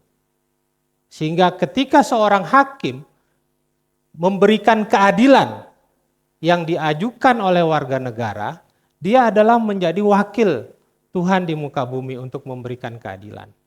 Dan ini juga maknanya bahwa hukum kita harus juga bersifat profetik. Artinya memberikan manfaat bagi masyarakat luas. Dan kita harus menyadari bahwa dalam urusan publik, dalam urusan pemerintahan ini, ada sesuatu yang tidak boleh kita lupakan, adalah konsekuensi secara moral. Dan penggunaan frase dan ira-ira itu adalah nilai moralitas yang harus kita wujudkan dalam semua tindakan kita dalam urusan publik, baik di urusan ketatanegaraan maupun urusan pemerintahan. Sehingga saya ingin mengutip apa yang menjadi pendapat Wakil Presiden yang pertama, Dr. Muhammad Hatta, mengatakan bahwa Pancasila sila pertama adalah landasan moral. Dan sila kedua, ketiga, keempat, serta yang kelima adalah landasan fungsional. Dan itu harus menjadi sesuatu yang rujukan bagi semua orang-orang yang masuk menjadi pejabat publik yang mengatur kehidupan orang banyak. Demikian. Baik, satu lagi ya. Setiap undang-undang itu ada, kita kenal cita hukum. Cita hukum harus ada itu. Nah, dalam cita hukum itu macam-macam maksudnya. Saya ingin tahu dari Pak Alam, mungkin pernah membaca cita hukum itu dalam undang-undang letaknya di mana? Apakah di seluruh badannya atau di tempat tertentu atau di mana? Ya, saya kira itu. Cita hukum itu dia sifatnya secara formal harus terwujud di dalam suatu peraturan perundang-undangan, yaitu bahwa semua hierarki peraturan perundang-undangan itu harus merujuk kepada Undang-Undang Dasar dan Pancasila secara formal. Nah, dalam suatu peraturan perundang-undangan secara formalnya terwujudnya di mana? Kalau menurut kami terwujudnya di dalam frase yang tercantum di dalam suatu peraturan perundang-undangan. Secara substansial, cita hukum itu terwujud dalam apa? Dalam norma-norma yang diatur dari setiap pasal. Sehingga kami menyebutkan tadi, ketika Pancasila itu dia menjadi nilai, dia berubah menjadi norma dan norma hukum, harus secara substansial, harus tercermin dari semua norma-norma yang tercantum dalam pasal-pasal yang ada di dalam setiap peraturan perundang-undangan. Demikian. Baik, saya kira jawaban yang ketiga ini jawaban yang paling benar di antara semua jawaban. Nah, untuk itu saya kira sudah cukup bagi saya. Selanjutnya saya serahkan kepada Pak Ketua. Silakan Pak. Terima kasih. Baik, terima kasih. Selanjutnya saya persilahkan ke penguji 4 ya, Dr. Muhammad Risnain. Bismillahirrahmanirrahim. Assalamualaikum warahmatullahi wabarakatuh. Terima kasih pimpinan sidang yang saya hormati, Dewan Penguji, Saudara Promovendus, Saudara Ahmad Nur Alam, Bapak Ibu sekalian hadirin yang menyaksikan ujian terbuka disertasi hari ini. Pertama saya ucapkan selamat Pak Alam, dalam tahapan sampai pada tahap akhir ini kita sudah sering berdiskusi, berdebat mulai dari proposal, SHP ujian tertutup, sampai pada ujian yang selalu ditunggu-tunggu, ujian terbuka. Saya sudah baca semua disertasinya Pak Alam dan luar biasa. Tadi sudah disampaikan oleh Pak Dr. Kahar juga, ketika kita sebagai legal drafter menyusun sebuah peraturan perundang-undangan, kadang hal ini dilupakan, Pak. Saya yakin juga Pak Alam juga pengalaman beliau sebagai legal drafter, kita bahkan melupakan. Bahkan itu sudah menjadi template. Sudah ada formatnya, pokoknya dengan frase dengan rahmat Tuhan Yang Maha Esa itu sudah ada.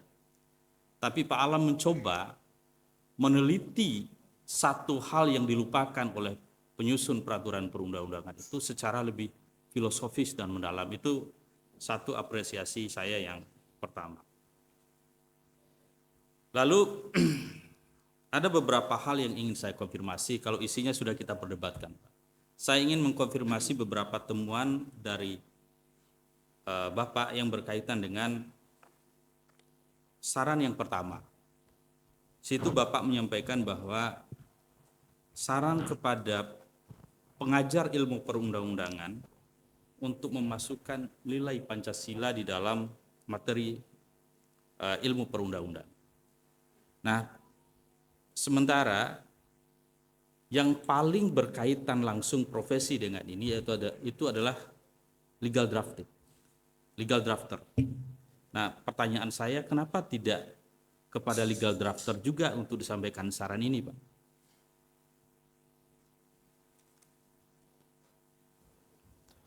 Ya, Itu yang pertama. Silakan, Pak. terima kasih yang amat sangat terpelajar Dr. Risnain. Salah satu yang memberikan motivasi saya untuk mendaftar adalah beliau, karena sering kita berdiskusi di ruangan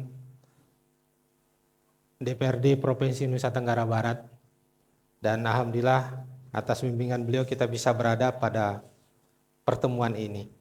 Nah, terkait dengan saran ini saya setuju terhadap apa yang Bapak sampaikan, bahwa legal drafter itu harus juga meresapi dan menjadikan Pancasila ini sebagai nilai moral yang menjadi ukuran ketika dia menuangkan norma-norma dalam pasal.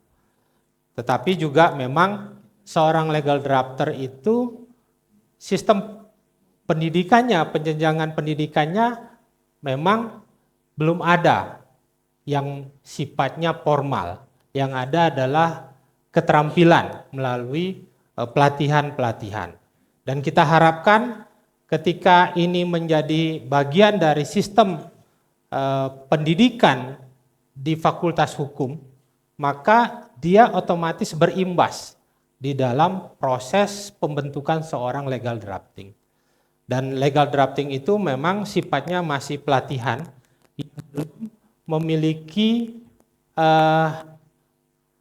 belum diadopsi secara utuh, sehingga profesi legal drafter ini memang perlu kita pikirkan ke depannya, sehingga nilai-nilai Pancasila ini juga dapat terajarkan di dalam proses pelatihan seorang untuk menjadi seorang legal drafter. Terima kasih Pak Risnain. Yang kedua, saran yang kedua, saya melihat satu saran yang progresif yang Bapak sampaikan terkait dengan keberadaan sebuah lembaga yang Bapak sampaikan di sini, lembaga baru yang akan meng-cross-check apakah sebuah peraturan perundang-undangan itu sudah mengandung nilai-nilai dengan rahmat Tuhan Yang Maha Esa atau tidak. Nah, ini saya ingin kondisi existing sekarang, Pak. Di DPR ada badan legislasi yang mereview semua peraturan, semua undang-undang inisiatif DPR itu di badan legislasi. Di pemerintahan ada Dirjen Perundang-undangan. Di level Perda ada Kementerian Hukum yang melakukan harmonisasi. Di Kementerian Dalam Negeri juga ada BPIP. Nah, Bapak menyarankan satu kelembagaan baru, pertimbangannya apa, Pak? Baik, terima kasih yang amat sangat terpelajar Dr. Risnain. Terkait dengan badan yang kami usulkan sebagai rekomendasi dalam disertasi kami, yaitu adalah badan yang sifatnya lebih spesifik terkait dengan memastikan suatu peraturan perundang-undangan itu sudah sinkron, sudah berkorelasi dengan cita hukum, yaitu Pancasila. Nah, badan itu memang harus berada di level provinsi untuk menjamin semua produk hukum yang dihasilkan di level kabupaten kota itu dapat terawasi, dan di level provinsi juga dapat terkontrol, sehingga cita hukum Pancasila itu betul-betul tercermin dari produk hukum yang terbentuk di dalam jenjang-jenjang pemerintahan ini. Memang sudah ada satu lembaga yang bisa menjadi cikal bakal, yaitu BPIP, Badan Pembina Ideologi Pancasila. Tetapi di dalam pembentukan BPIP ini masih menggunakan keputusan presiden. Sehingga memang harus disempurnakan dan kami mengusulkan ada penguatan dari kewenangan, yaitu bagaimana BPIP ini juga dapat mensinkronkan semua peraturan perundang-undangan agar peraturan perundang-undangan itu sesuai dengan cita hukum kita, yaitu cita hukum Pancasila. Sehingga bagi kami sangat urgen pembentukan dari lembaga legislasi yang dimana salah satu kewenangan tugasnya adalah memastikan bahwa semua produk hukum yang ada dalam sistem peraturan perundang-undangan di Indonesia ini sesuai dengan cita hukum Pancasila. Demikian. Terakhir. Singkat. Ya. Saran Bapak yang terakhir yang berkaitan dengan revitalisasi keberadaan dengan rahmat Tuhan Yang Maha Esa. Yang sekarang ini di Undang-Undang 12 ada di lampiran. Apa yang Bapak maksud dengan revitalisasi ini? Tolong dijelaskan. Ya, terima kasih. Terkait dengan revitalisasi itu terkait di dalam pasal 6 yang dimana asas muatan dari peraturan perundang-undangan itu asas pertama adalah asas pengayoman. Sedangkan seharusnya kalau kita berbicara korelasi dengan pasal 2 yang menyatakan bahwa sumber dari segala sumber hukum adalah Pancasila, seharusnya di dalam pasal 6 ayat 1 itu harus menggunakan asas ketuhanan. Sehingga kami mengusulkan dalam disertasi ini terjadi perubahan terhadap Undang-Undang Nomor 12 Tahun 2011 agar terkorelasi antara pasal 2 dengan pasal 6 itu terkait dengan segala sumber hukum adalah Pancasila. Harusnya di dalam asas materi muatan di pasal 6 itu juga harus mencantumkan asas ketuhanan Yang Maha Esa. Demikian. Pimpinan.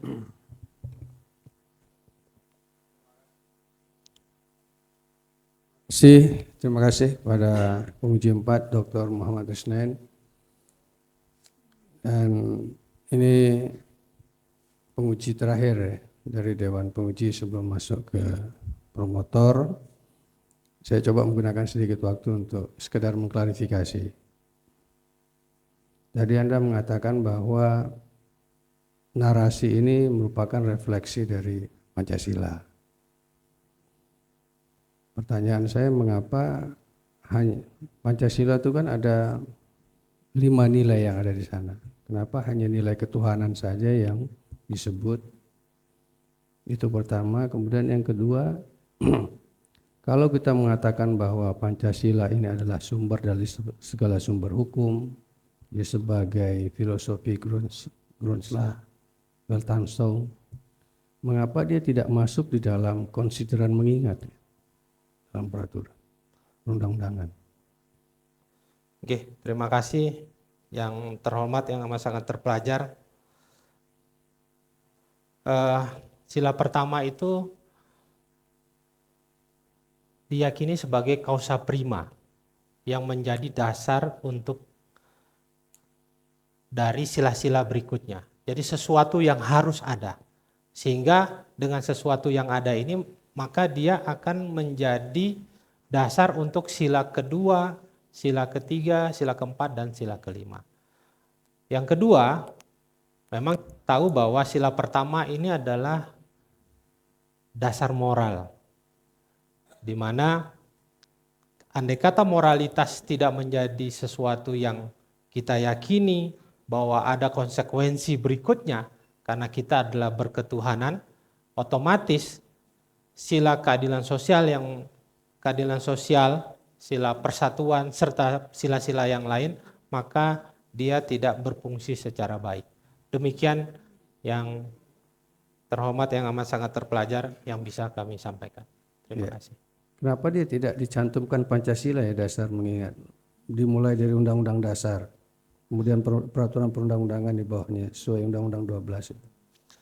Kenapa Pancasila tidak tercantumkan di dalam ketentuan mengingat? Karena sudah tercantum di dalam Undang-Undang Dasar. negara Republik Indonesia, yaitu di pembukaan. Sehingga Pancasila yang kita bicarakan ini adalah Pancasila yuridis ketatanegaraan menurut Profesor dari UI. Baik, satu lagi ya. Ini kan produk politik, peraturan perundang-undangan. Siap. Mengapa harus membawa-bawa nama Tuhan dalam produk atau kepentingan politik? Hukum itu kan tidak mesti adil sesuai fungsinya, tidak mesti dia memberikan kepastian atau kemanfaatan. Memang tujuannya adalah membentuk seperti yang tadi itu deh, fungsinya juga sangat ideal.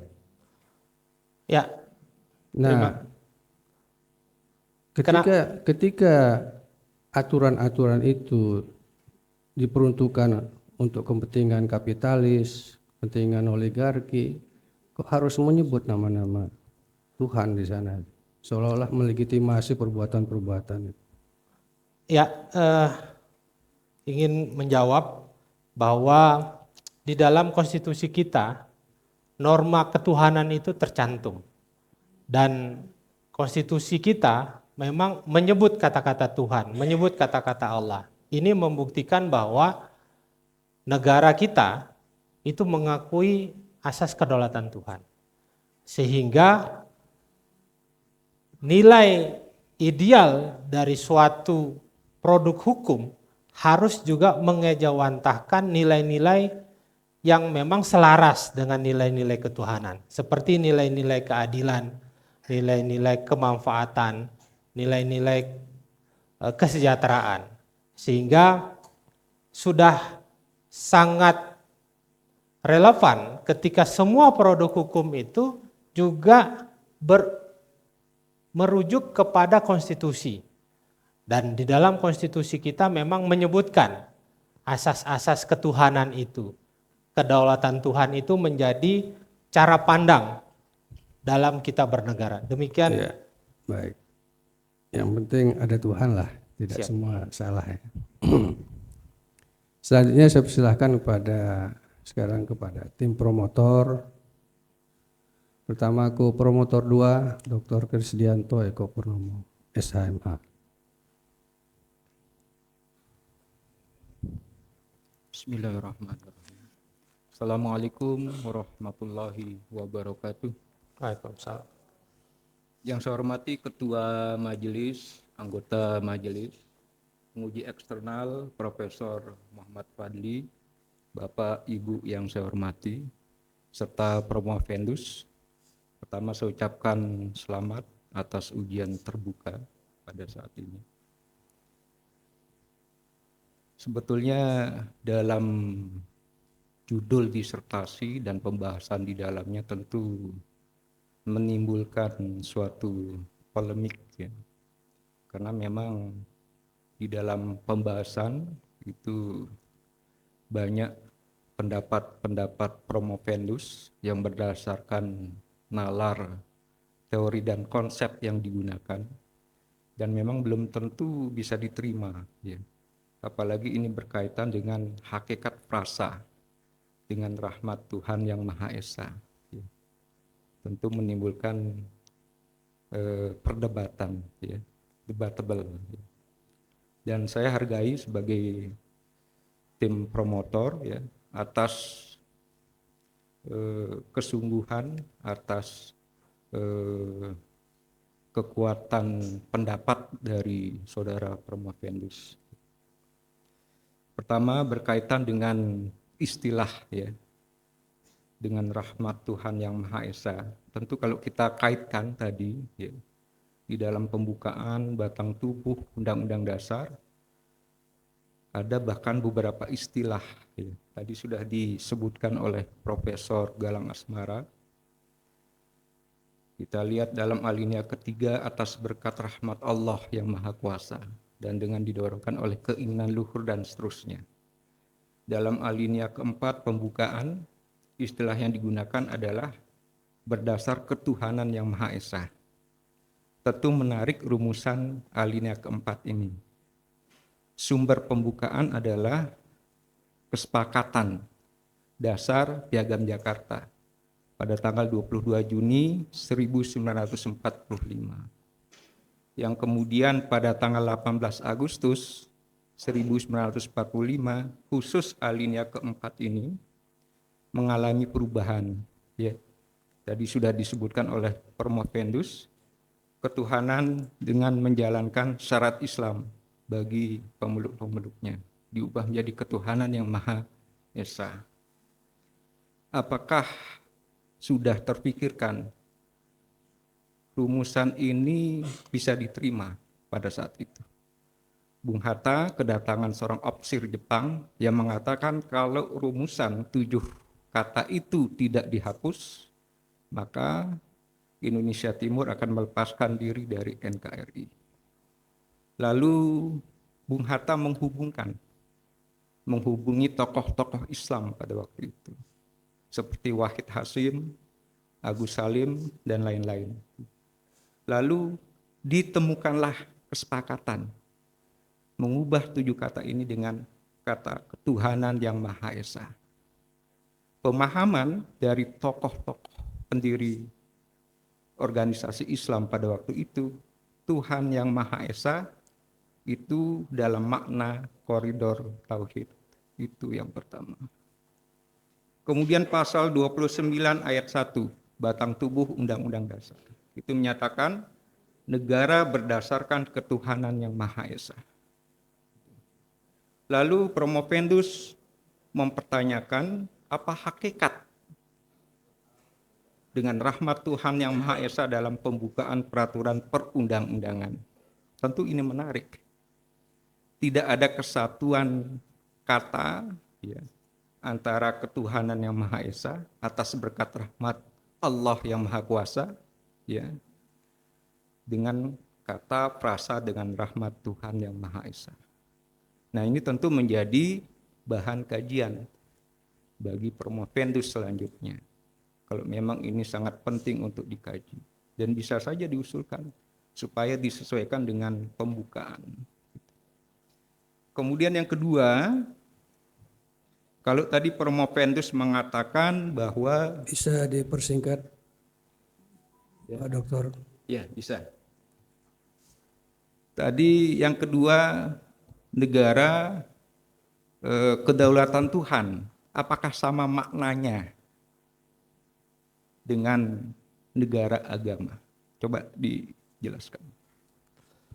Ya, terima kasih yang amat sangat terpelajar Dr. Eko.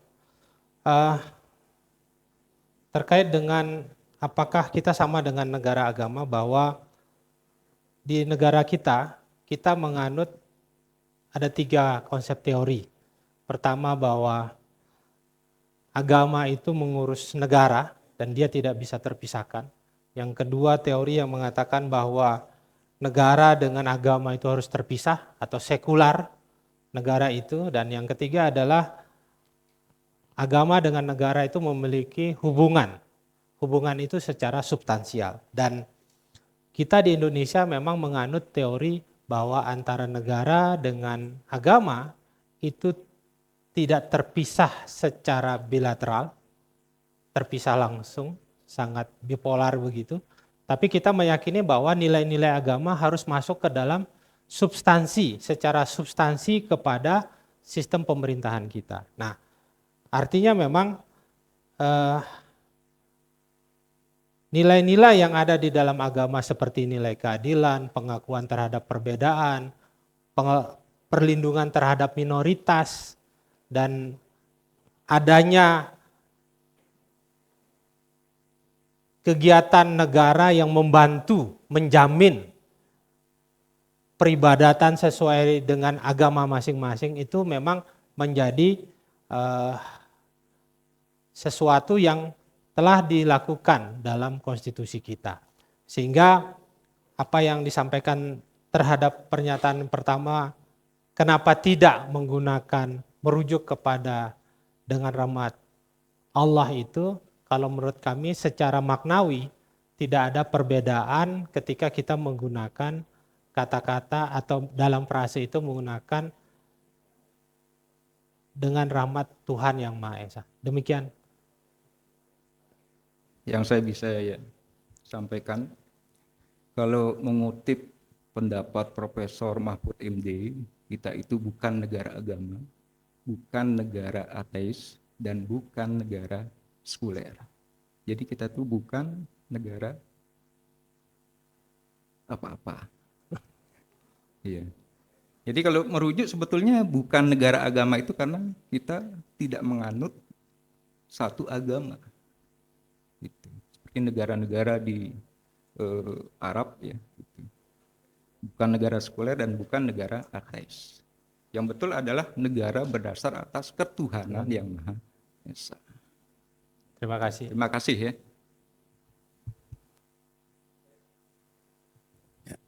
Terima kasih Ko-Promotor 2 Dr. Krisdianto Eko Purnomo. Selanjutnya saya persilakan pada Ko-Promotor 1 Dr. RR Cahyawati. Raden Roro Cahyawati. Baik, terima kasih. Sebelum saya berbicara, silahkan minum terlebih dahulu. Karena 1,5 jam berdiri, Anda belum minum. Silahkan minum terlebih dahulu. Terima kasih.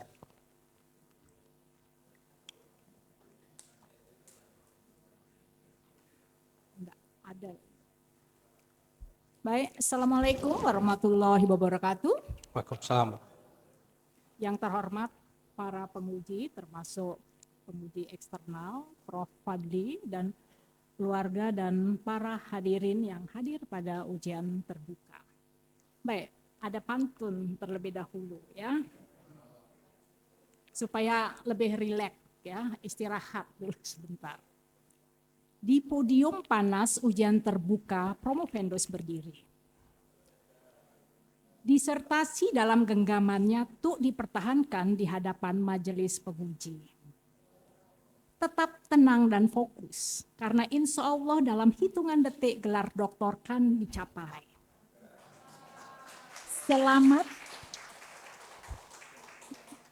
Selamat berbahagia pada keluarga yang telah lama menanti momen ini.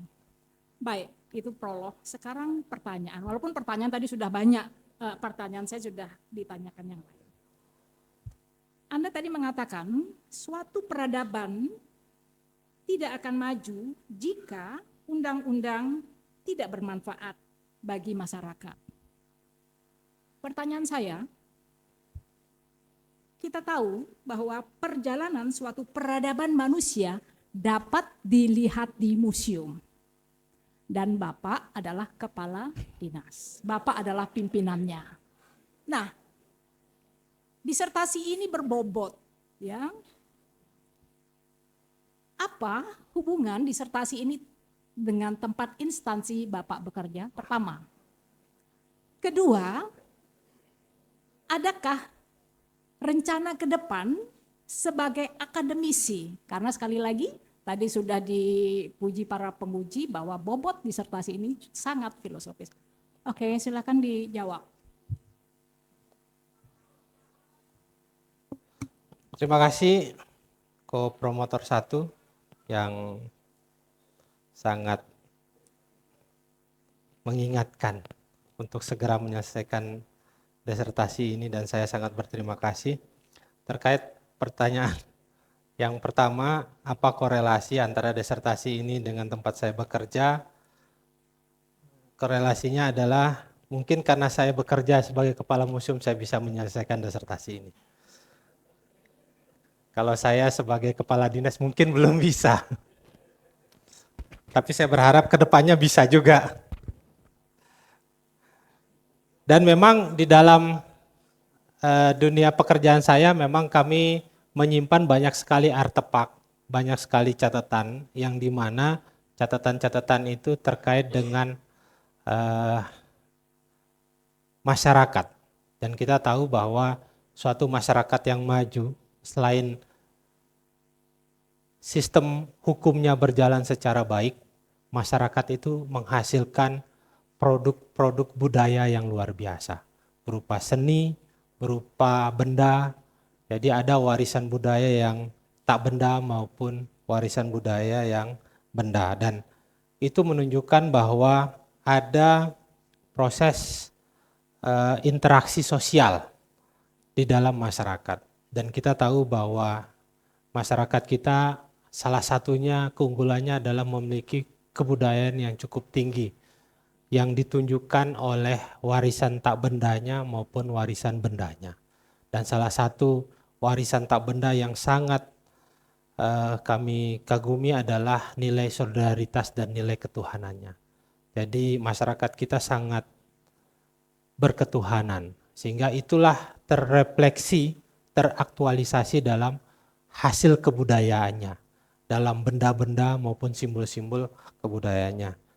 Terkait dengan berikutnya, disertasi ini saya juga ingin menyampaikan terima kasih kepada Rektor Universitas Muhammadiyah yang telah purna, Pak Dr. Arsyad Ghani dan Pak Abdul Wahab, dan Dekan juga, serta para jajaran. Dan saya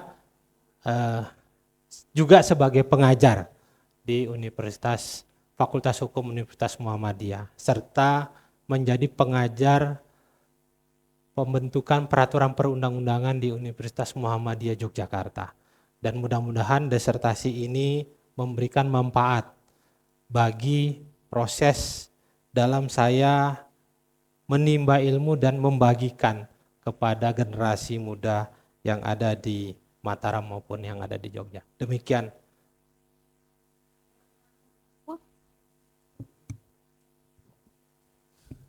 Terima kasih ke promotor 1, Dr. Roro Cahyawati. Dan terakhir saya persilahkan kepada promotor Profesor Dr. Gatot Dwi Hendro Wibowo melalui Zoom karena beliau kurang sehat. Saya persilahkan Prof. Gatot. Ya. Assalamualaikum warahmatullahi wabarakatuh. Waalaikumsalam warahmatullahi wabarakatuh. Terima kasih pimpinan dan juga kepada para penguji yang saya hormati, dan lebih khusus lagi kepada saudara Nur Alam yang berbahagia. Mohon maaf saya tidak bisa bersama-sama hadir di saat ujian terbuka karena memang kondisi saya memang tidak memungkinkan untuk itu. Dan kami sudah izin sama Profesor Kurniawan untuk menggunakan Zoom ini untuk memastikan saya bisa hadir secara virtual. Nah, luar biasa ini. Jadi ya dokter. Jadi saya ini Pak Nur Alam, mohon maaf saya tidak bisa menemani di kampus karena kondisi saya aneh-aneh penyakit saya ini Pak Alam. Tapi ya saya syukuri aja penyakit saya ini sebagai bagian dari rasa bersyukur saya terlalu lama menerima nikmat sehat itu. Jadi itu, Pak Alam, saya selaku promotor dari saudara itu sangat berbahagia sekali melihat tampilan saudara begitu mengesankan dan saudara mampu menjawab pertanyaan-pertanyaan penguji itu dengan baik dan dengan lugas. Dan yang ingin saya soroti adalah saudara telah memberikan pencerahan bagi kita semua tentang bagaimana arti pentingnya memberikan warna sebuah norma perundang-undangan menjadi bersifat religius gitu lagi. Jadi ini bukan sekedar tambahan, sekedar nama, tetapi memberikan warna religius pada setiap produk perundang-undangan yang bahasa Pak Dekan tadi, ngapain mengurusi negara politik tidak menyentuh agama. Jadi itu saya sangat senang sekali Pak Nur Alam. Mudah-mudahan ini bisa menjadi catatan bagi kita semua bahwa tidak gampang-gampang orang membuat produk perundang-undangan yang karena dia harus bertanggung jawab dunia akhirat ini. Bertanggung jawab supaya betul-betul bisa baik dan bertanggung jawab secara pribadi, bertanggung jawab secara jabat publik, dan sekaligus bertanggung jawab kepada Tuhan sebagai pemilik semesta ini. Jadi Pak Alam, sekali lagi nanti saya ucapkan selamat kepada Bapak atas dan lagi saya kirim nilai kepada pimpinan. Saya berikan nilai maksimal kepada saudara untuk itu, dan mudah-mudahan saudara menjadi lulus sebagai doktor yang ke berapa? 80 ya? Ya. Ya. Salam hormat saya kepada istri dan anak-anak saudara dan juga kepada pimpinan keluarga besar Universitas Muhammadiyah yang saya hormati, dan juga kepada rekan-rekan saudara seangkatan yang saya tahu persis bagaimana perjalanan saudara itu mengarungi dunia akademik, menempuh jenjang S3 ini, kekompakan dan kesepakatan, kekompakan saudara dengan tim itu yang saya apresiasi dan saya sangat berbahagia itu, sehingga satu demi satu sudah lulus semuanya. Kelihatannya ini Pak Alam yang terakhir nih, mudah-mudahan di angkatan ini. Ya. Saya kira gitu Pak Pimpinan. Terima kasih. Pimpinan. Baik, terima kasih Prof. Gatot. Sehat selalu. Semoga diberikan cepat diberikan kepulihan sehingga bisa beraktivitas sebagaimana biasanya. Terima kasih Prof. Saya kembalikan waktu ke MC. Ketua Majelis menyatakan pelaksanaan ujian terbuka ditunda sementara sambil menunggu majelis penguji mengadakan rapat untuk membicarakan hasil ujian.